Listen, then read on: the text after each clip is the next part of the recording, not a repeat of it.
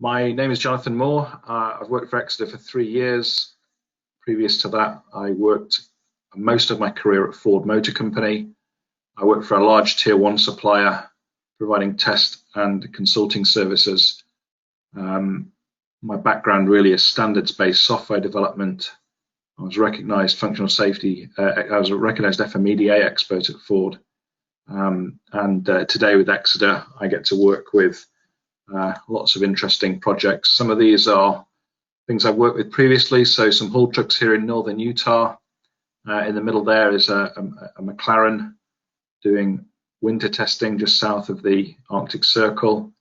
There's a bucket loader there that was in the Las Vegas Convention Center, which was quite entertaining to see the size of. And many other projects, of course. Exida is based around the world. 2 main offices in Philadelphia and in Munich, Germany, and engineers distributed around the world, typically where our process industry customers are located, and obviously in South Africa and Australia, there's a lot of mining work there. We are the global leader in industrial device certifications, about twice as many as all 3 TÜVs combined, and in the case of the logic solver certifications, we do slightly more than TÜV now. They had about a 20-year head start on us. So people obviously like working with Exida, and I find it privileged to be here with them. We celebrated 20 years this year. The party was cancelled because of COVID, so we're hoping to get around to that next year. But here are some of the customers that we work with. The book I recommend for this section is the Safety Instruments and System Design. It's everything you need to know about state-of-the-art safety techniques. It covers all the things the standards don't tell you. There's techniques in there that are far superior to the standards, and corrections where the standards are just plain wrong. That happens with standards, unfortunately. There's informative sections in standards that are meant for guidance, and they become out of date. This book's a great introduction to basic probability theory that underpins your reliability analysis, so I recommend that book. There's many other books on our websites that you can help yourself to, and lots of other resources there too. So functional safety is about making sure our products can be operated safely and reducing the risk to a level that's broadly acceptable to society. I'm sure you've all seen this graph where we're asked to think about severity and probability, and we might rank a particular hazard on the severity scale, rank it on the probability of exposing people to that hazard, and then we have to put in place risk reduction. And hopefully we can do that without electronics, but more and more with robotics, of course. We have to rely on our electronics to deal with the remaining risk reduction to get the level of risk to a tolerable level. And that's, of course, where the standards come in. They guide us on what is required in order to make a claim that your electronics is sufficiently safe. We know that electronics are extremely dangerous, and we have to purposefully design and engineer and test them to make sure we get the risk reduction that's required from them. So for this webinar, the example is going to be something you have to imagine, unless you're particularly working with this type of thing. But imagine you've got a robot that can move about inside a building. It follows a route and avoids obstacles. And I'm not going to get too hung up on what kind of robot it is and what speed is involved.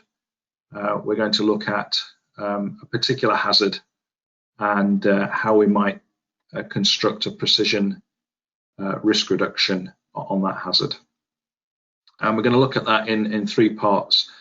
We're going to look at hazard analysis and risk assessment, qualitative and quantitative approaches there. We're going to look at the failure rate of our parts and initial architecture estimation and the power of FMEDA. And then we're going to figure out the average probability of failure on demand, which is typically what the end user is interested in, because that's going to be the thing they base their judgment on accepting your product or not. So a robot that runs around in a building, and the first thing you've got to choose is how are you going to perform your risk analysis. Typically, we'd follow a process here in green. We have to determine the limits of the machinery, identify the hazards, estimate the risks, make sure they're adequately reduced, and if not, repeat that until we get to a position we can defend. And there are a number of quantitative approaches that you can use. So typically we're going to be thinking about harm, and in my particular template I try to stick to some controlled terms. So these are all the reasons why you might wind up in hospital, and of course it's a hospital that is going to repair the harm that we might end up causing if we have an accident with our machine. And probably the most well-known of the qualitative risk assessments is the risk graph in ISO 13849. And what that suggests is that we should consider the severity of the injury, we should consider the frequency and exposure, and we should consider the possibility of avoiding the hazard. And we're given two choices for each of those axes. For severity of injury, we can claim the injury will be slight, or we can claim the injury will be serious. So it's quite binary. You're either going to die or you're going to get hurt. And the same with frequency. It's either seldom or frequent. Exposure time is short or the exposure time is long. And avoiding the hazard is either possible or not possible. So it's a nice easy risk graph. And then there's a table here to work out what the rigor would be required. They refer to that as the performance level required. And a lot of people are very familiar with this, and it seems to work quite well in robotics.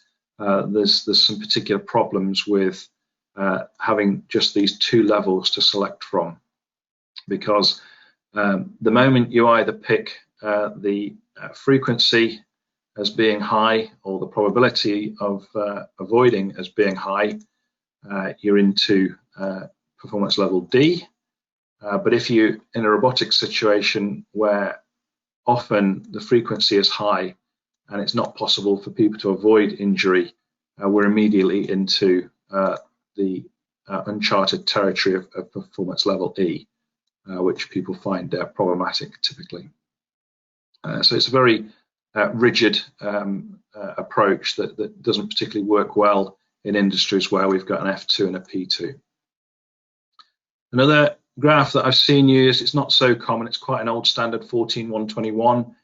It's really a refinement of that risk graph. We still have the two severity levels and the two frequency levels, but we have another axis which is the probability of occurrence, and we still have these same two levels for possibility of avoidance or risk reduction, reduction of harm. A slightly different risk calculation. They use 1 to 6 here. This one's not very well used. Maybe you're in an industry that routinely uses that, but I don't see this very often. In fact, I've never seen this in the world of modern robotics. 62061, definitely the leading contender for us. This is much more helpful for robotics machinery. We have 4 levels of severity, which is quite helpful. So severity 1, you go and see the nurse, and you get some first aid. Severity 2, you have to go and see a professional and maybe get some attention from them. Irreversible harm with limbs broken and losing a finger, and then irreversible harm, death, or losing an eye or a significant part of your body like your arm, is severity 4. So that's immediately helpful. We don't immediately cause death in all situations, so if we can rank the severity lower, that's helpful. We get frequency of and duration of exposure, and we get the probability of hazardous occurrence. These axes are both very helpful in robotics because typically they are different. We got a scale of 1 to 5 for the frequency and duration of exposure. The highest would be events that happen more than once a day. If it happens once a year, you're at a frequency of 2. And if the individual exposure is less than 10 minutes, you can take a further reduction here. So if you had an exposure that occurred once per year, but the duration of that exposure was less than 10 minutes, you'd be an FR1 there, frequency of 1. Probability, again, it's this qualitative scale. We've got numbers here, but this assessment on the right-hand side is always qualitative. We have to make a judgment with hopefully some experts in the room, and you've got from negligible to very high, and we've got 3 levels for avoidability. Either it's impossible, or we expect people will avoid, or we've got a rarely in the middle. The nice thing about this risk graph is we get this table which allows us to look across the severity row. So if we have a severity of 3, we think that the outcome will be a broken limb. Then we would sum the frequency, probability, and avoidability. So we'd sum the 4 or the 3 and the 3 here to get one of these numbers in the column here. And then we'd look up the severity row and the sum of the frequency, probability, avoidability to get our SIL directly. And the SIL, of course, is what governs our engineering activities.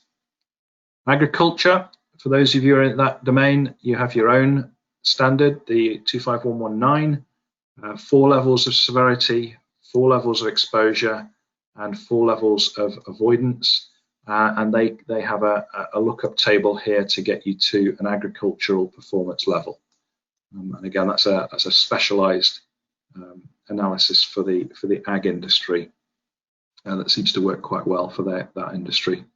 And those of you in the world of automotive, machinery automation, we don't call it robotics in automotive, of course. We call it automated functions. We've got the ISO 262 hazard and risk analysis here. 4 levels for severity, 5 for the exposure, and 4 for controllability.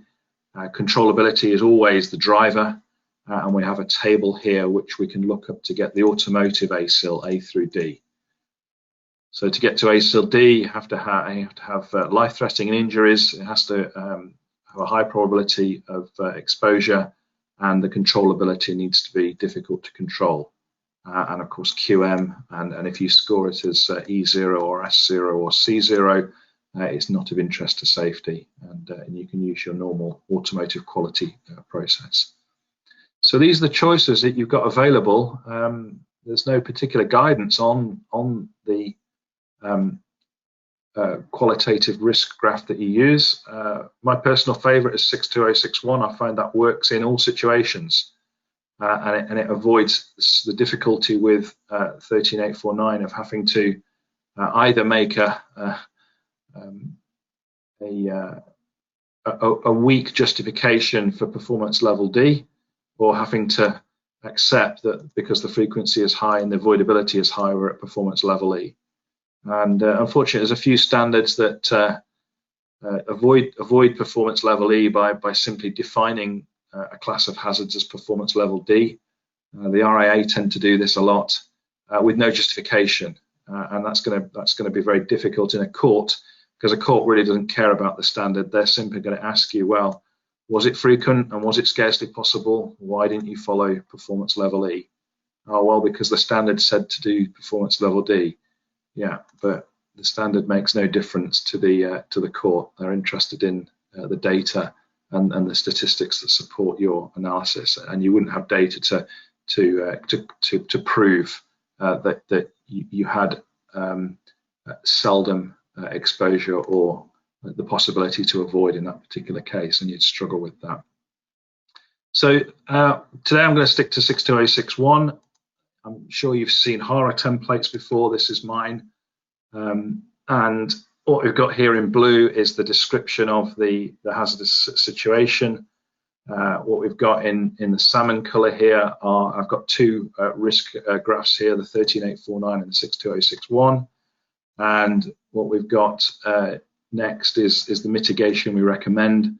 And typically with a HARA, we're interested in comparing the mitigation achieved after design and then redoing the risk assessment to prove that we got the risk reduction. So we've got a complete story there.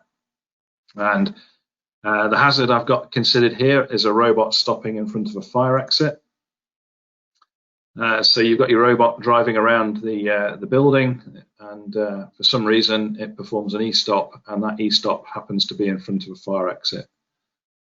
Now I know that employees of the building are now at risk because the fire exit is blocked by a machine in e-stop, and let's say the machine is too hard to push against, and so our 95th percentile occupant of that building could not force the door past the machine. And we can think in terms of the harm.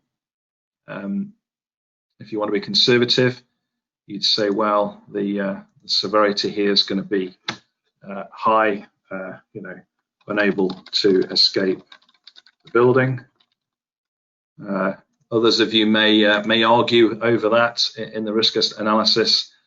You may say, well, it's just smoke inhalation, or you may have a different rationale there. Anyway, in the case of 13849, we'll rank that as a severity 2, because the risk graph here says we've got serious irreversible injury or death. The next category would be the frequency or exposure rationale. So we would look into our risk graph and we'd say, well, how often are we exposed to this situation?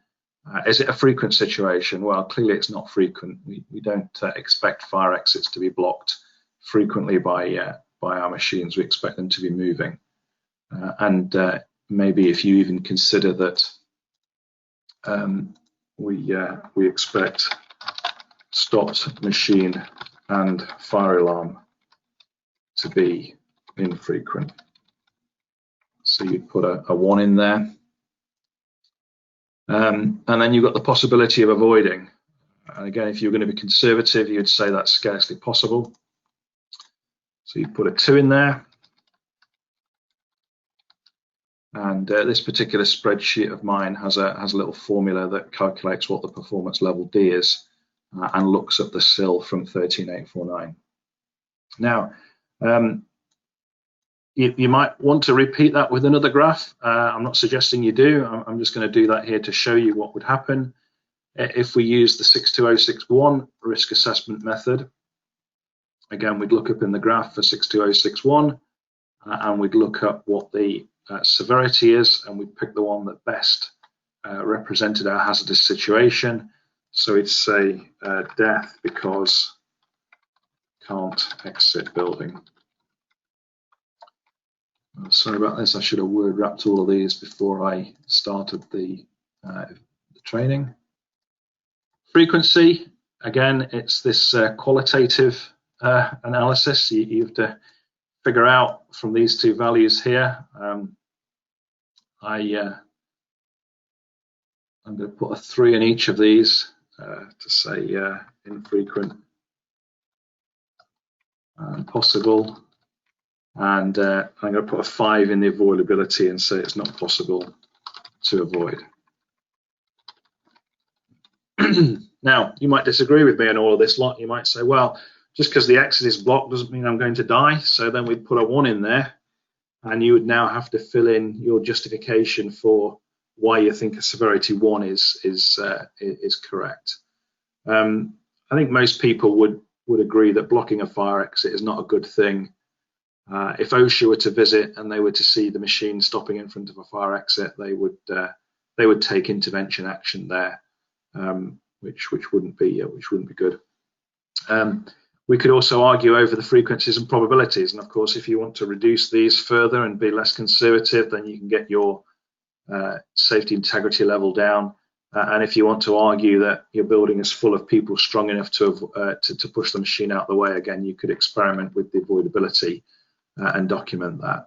So in this case, I'm going to leave these as conservative. They're just in the middle of the scoring there. We've got a safety integrity level 3, and we might think about what our current mitigation is. Well, in the current state, let's say we've got a manually operated machine. We might say the driver would call over a colleague and they would push the machine together. So let's say the driver got stranded in front of a fire exit. You'd probably train the driver, or you'd make the driver aware of that, but they would call that in, and they would deal with that.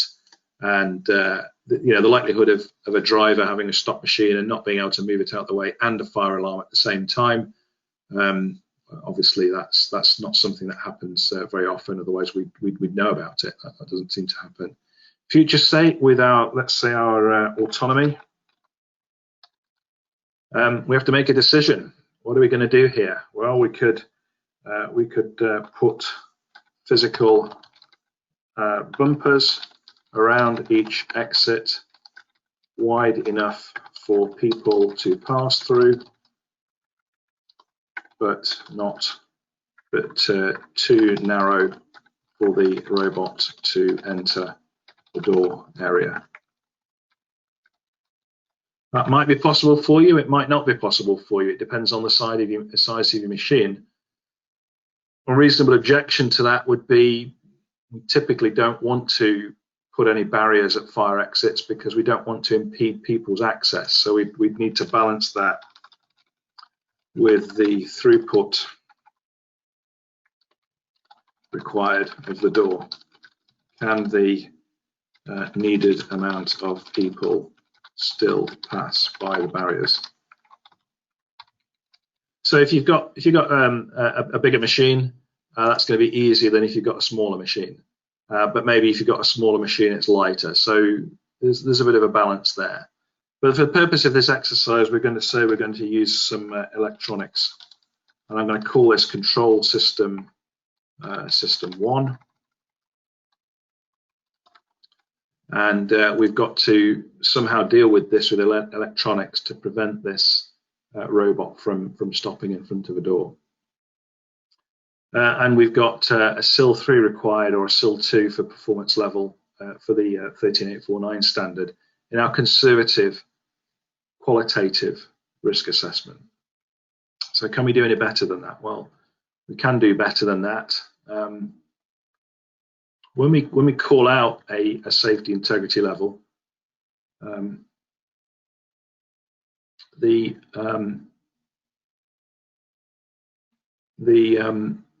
risk reduction factor is spelled out in 61508 for the various safety integrity levels. So if you're at SIL 2, you need to achieve between 100 and 10,000 risk reduction. SIL 3 systems need to achieve between 1,000 and 10,000 risk reduction. And over here, I've done some calculations looking at what might be a tolerable risk of fatality per person. If we're going to do quantitative analysis, we have to come up with some quantities. And these figures here, per hour, per year, or in fits, these are a recognized industry target for the definition of what's tolerable risk, and it's a probability of 1 in a million per person per year.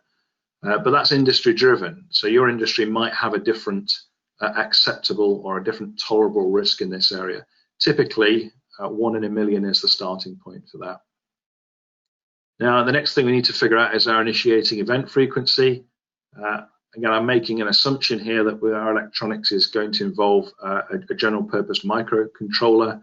This is a reasonably conservative initiating event frequency for that, and that's going to be our initiating event. So typically, if we don't take any action, we expect our risk reduction factor to be the target to be quite high. 50,000 would be the starting point. So what we do with the first step in this risk assessment, in the quantitative risk assessment process, is we look at our hazardous situation and we start to identify the layers of protection that we've got. So in my case, in this example, my suggestion is we might first consider whether we're in a building that requires people to exit in an emergency. So if you're in a building that doesn't have anybody in it, then clearly the probability here can go much lower. But most buildings with people inside them, we are required to exit from time to time, probably at least periodically for the fire alarm, but certainly in the event of an emergency, if there's an emergency inside the building, people will need to leave the building. Now, I've been conservative here and said, yeah, this is certain. So the probability of that is 1. We don't get any additional advantage from that. My assumption is people will need to exit the building in an emergency. It might be that that's not the case, and you can change the risk assessment as a result of that. The next layer of protection might be the fact that the machine only operates 50% of the time. So if we're only operating the machinery 12 hours in 24, then for half of the time there are no hazards. So we can immediately reduce the probability of that by 50%, and our risk reduction required drops by 50%. We might think then the next thing that's got to happen is the machine has got to come to rest in front of the exit. There's a number of different ways of calculating this. One way is to look at your map, count up the number of exits, look how long it takes the robot to get around the map, and work out on a time basis how much time the robot spends in or near to an emergency exit. You might think that's more than 5%, in which case we can make that 10%. If you have a building with lots of exits and a short path, then maybe you're going to make that even higher. Question to ask your engineering teams. So as a safety engineer, you would lead your engineering teams to think about safety, of course, would be to collect data so we can measure this. So you talk to the test team and you'd say, well, I'm going to base my risk assessment on a fairly key piece of data. Can we collect data to figure out how much of the machine's time is spent in front of or near to a fire exit? So it's in the area that if it stops for some reason, we're in front of the exit, and surely they could collect the data over a period of time on the prototypes and measure that for you. It might even be possible to calculate that just using mathematics and just to draw the map out and to calculate it that way. There's no need to conduct a physical test, of course. But anyway, this is quite an important piece of data, so we want to get some evidence to support us. What we don't want to do is wind up in court and find out that the data we do have that will be available to the plaintiff, it shows that we spend more time in front of the machine. We want our analysis to be more conservative than our own data that's collected, so it's probably a good idea to collect that data. The next thing we've got to have is an internal door that opens onto the machine. Now, we're not bothered about external doors, of course. The law requires that external doors open outwards, and our machine is not on the far side of that. And presumably, people, in emergency, when they start gathering at that door, there's going to be enough people there just to push the machine out of the way. So it's internal doors that we're worried about. You have to go through an internal door to get out to an area to exit the building, and we're going to be conservative here and say, well, we anticipate there will be an internal door. So we don't take any credit for that. If there are no internal doors, obviously you could significantly reduce that probability. That might be at a site-by-site basis. Another emergency exit being available, that might be something someone suggests. Well, if we block one door, it doesn't matter. There's always 2 exits to a building. You could put a reduction of 50% in there and say that 50% of the time that's true, or even more in a particular building. I think the problem with that is that OSHA might take a dim view of that, that your safety argument is based on there being more than one exit. So people have to get to an exit, realize it's blocked, and then the whole group of people have to turn around and find another exit. That doesn't seem something that we should be doing. So again, I've been conservative here and said we're not going to take any credit for that layer of protection. But finally, we need to have an emergency event occurring which requires the use of the emergency exit. So the fact the machine is in front of the exit isn't a concern until there is an emergency. I think I've been conservative here and said, well, we're unlikely to get a fire every month, but we're certainly going to be doing a fire drill every month. So 12 days out of 365, we have this situation where the emergency exit needs to be used, worst case. I think if you're in a building that's having a fire more than once a month, it's maybe time to go and find another place to work. But certainly if the fire exit needs to be free for the fire drill. So we put these probabilities in. These are our layers. We have to do some due diligence here, maybe collecting data to support our analysis. Obviously, where we've been conservative, we don't need data, but where we've got a value less than 1, we need to have some justification for that. Check fire drill frequency at customer. And these probabilities then, these layers of protection, the next thing to check is that they're orthogonal, so we're not double counting here. These all look orthogonal to me. And our initial risk reduction factor is now coming down. And in this particular case, we're finding that the actual risk reduction we need for this hazard is around about 81. That corresponds to that's in the region of 10 to 100, so that's in the region of SIL 1. And if you remember from our HARA, we came up with a SIL 3 and a SIL 2 in our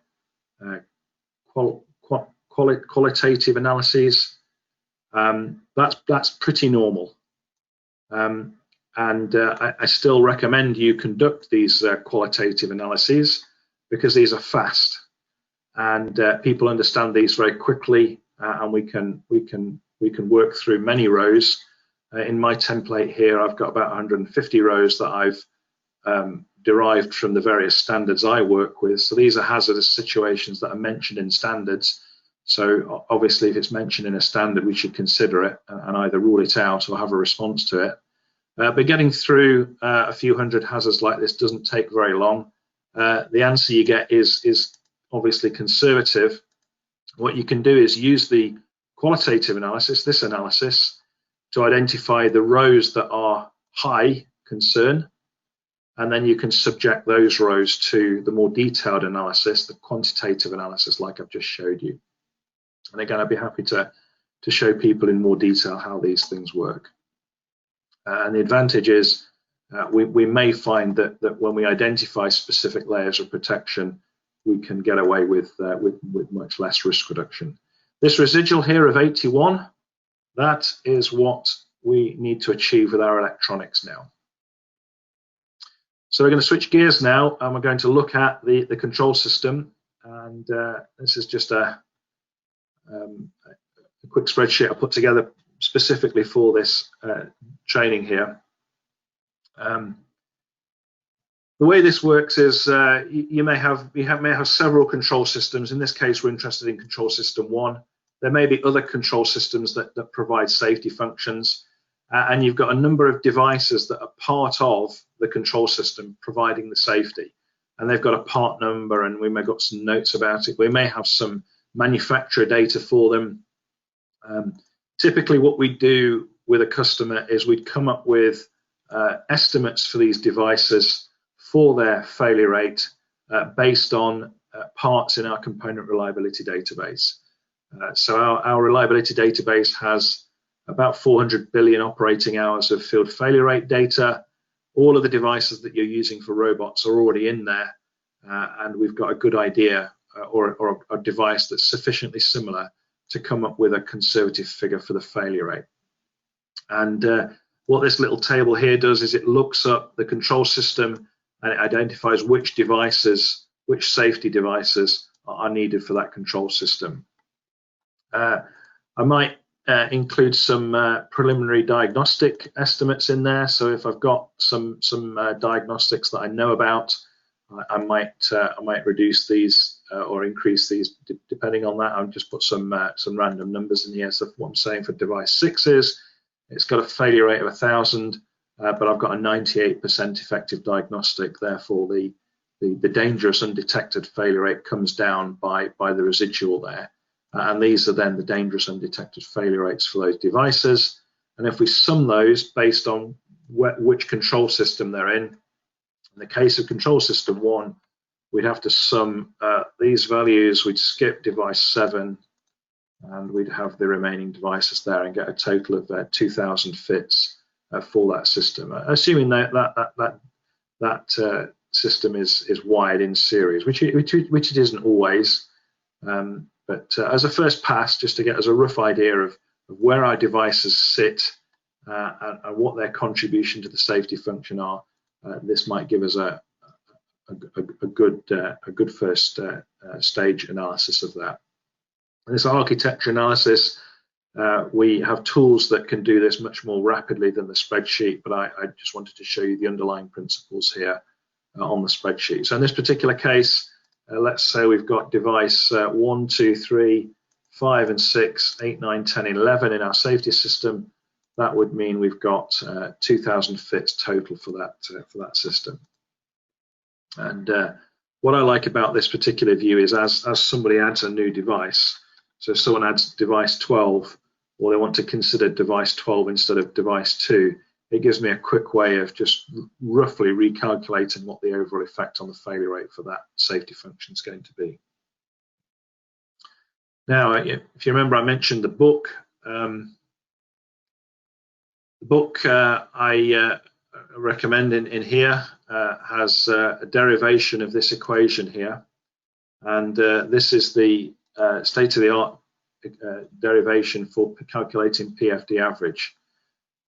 In general, we think that PFH is wrong in all situations, and it's there was mistakes in 61508 for the definition of PFH. Our scheme for certification, which we were required to publish by ANSI, so we can be an accreditation body, requires us to identify the requirements we have for certification, and exida chooses to deviate from the standard in several areas, and what we choose to do is make sure for every deviation and every interpretation of the standard that we have, we write at least 2 peer-reviewed papers in a reputable journal to defend that position. And you can get access to all that information on the website.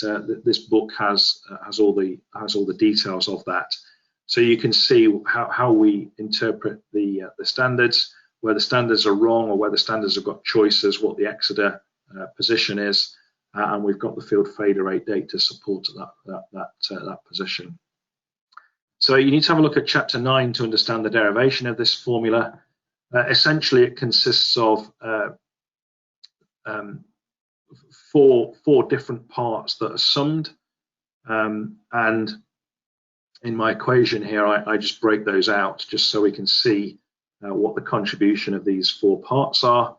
What you notice about that equation is the vast majority of the parameters here are not under the control of the manufacturer.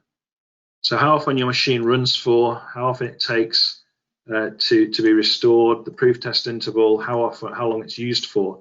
You might have recommendations on that, but you're not in control of that, and customers can do their own thing, of course.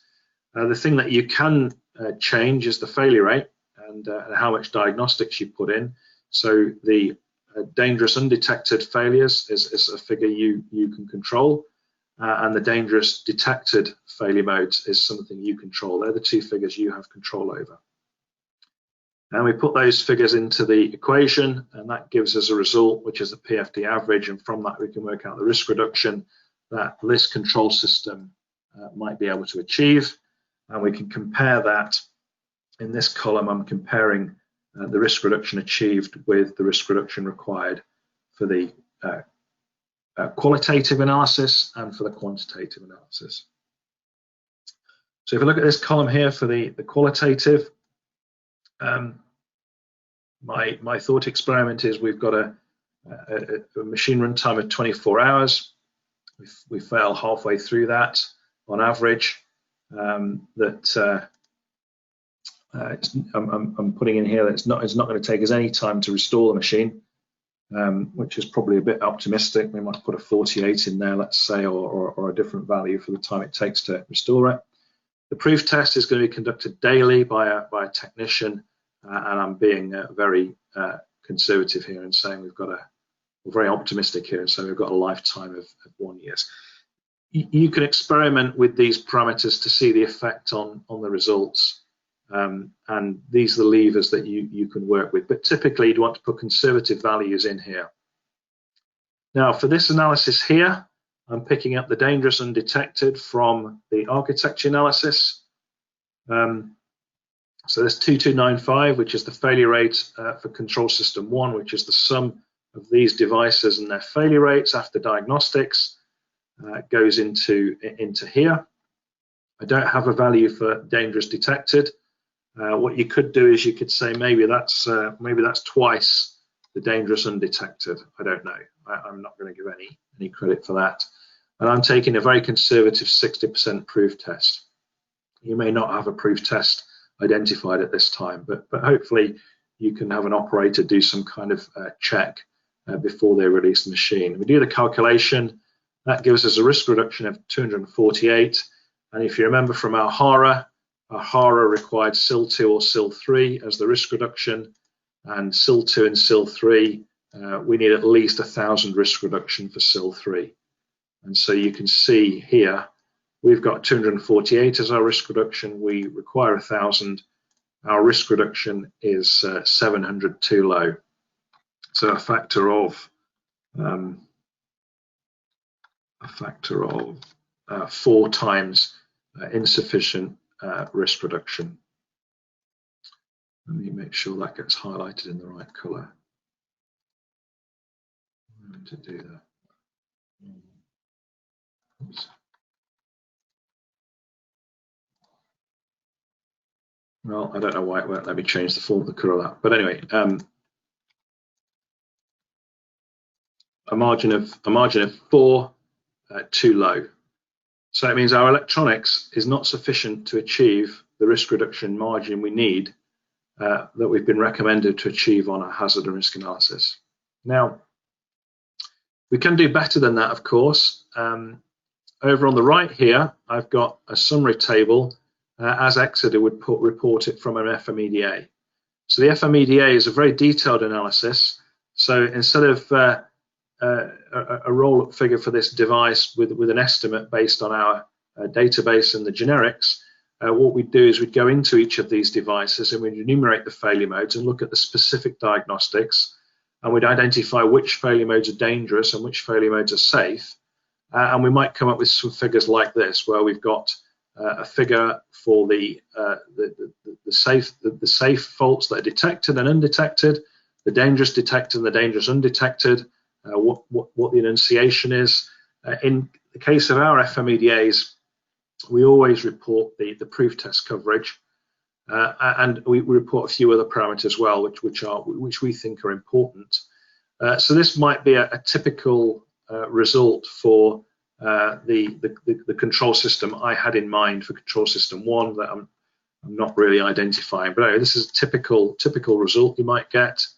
And what we can do is we can feed these results into our PFD average calculation. So this is the calculation based on the FMEDA. This is the calculation based on the qualitative architecture approach. So we've got a figure of 4,000 fits here for the dangerous detected, and we've got a figure of 1,000 fits here for the dangerous undetected. We've got a very exact proof test coverage of about 93%. Put those figures into the PFD average, and now we find that we have a risk reduction factor of about 2,700.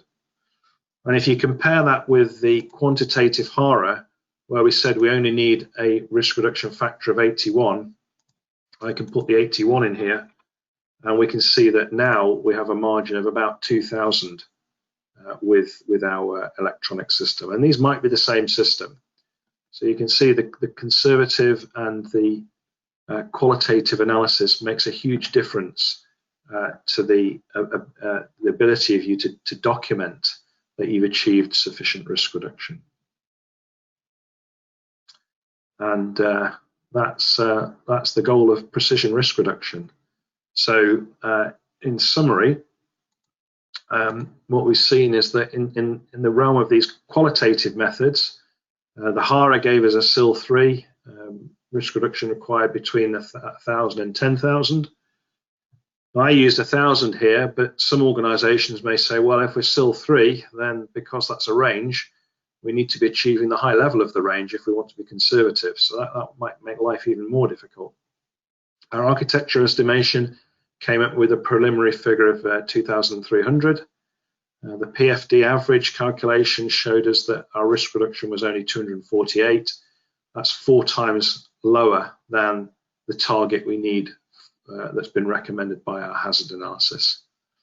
In this precision risk reduction technique, we did the layer of protection analysis in addition to the HARA. So we took a high priority row, we did a layer of protection analysis, and in our case, we came up with a SIL1 of, I think it was 81. The detailed FMEDA confirmed that the failure rate was in fact only 1,000, and so our PFD average came out to be 2,000, which is many times more than the risk reduction our layer of protection analysis required. And that gives us the breathing space to go and work on some of the more difficult safety problems we might have to deal with the other hazards that are in our hazard risk analysis. So I see a question, the Excelentia have this data? Yeah, the Excelentia tool has the failure rate data, has access to the failure rate data. I think actually it's in the FMEDA, but Excelentia can obviously import that for you. So that's the end of the presentation. There's some training courses that you can take. These are all online. We've put a lot of effort in since March to record ourselves. If you're in the world of automotive and you take AUT 211 and 214, it could be me you're listening to. These other classes here are delivered by my colleagues. I highly recommend FSE 211 if you're wanting a general introduction to functional safety. If you're interested in cyber security, then pick up CS 101. And automotive, of course, if you're in the semiconductor industry, pick 214, but everyone else should pick 211. And we've got some courses coming up in the new year. These are all available to you on the website to go and register for. They're all online, so you don't need to travel for them. There's the website for that. Yeah, we're all on Twitter, and thanks for taking part in this webinar. If you've got questions, that you haven't asked, I'd be grateful to get an email from you. This presentation will be on YouTube soon. I'm not sure how long that process takes, but what I've presented is recorded and will be on YouTube. And I can see there's another couple of questions here which I need to go through and answer quickly. Is the recommended book good for safety assessment on the level of PCB designs? It's not geared toward PCB. I think if you're looking to understand the underlying principles, Michael, it's the right book for that. But it doesn't particularly delve into the details of PCB designs. If you want to understand that, I think the best bet would be to conduct an FMEDA on your PCB with us, and we'll train you in how to do that at that point.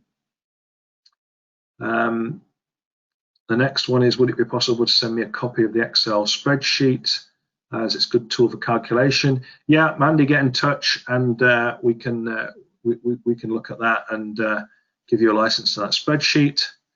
The Excelentia, how to find the published papers by Exida? Yeah, if you go to Exida Resources white papers, Michael, they're all there. And if you're struggling to find something, get in touch with me and I'll download it and send it you. And that's it. I think that's the last question. Thanks very much, everyone, and appreciate you taking part in this webinar.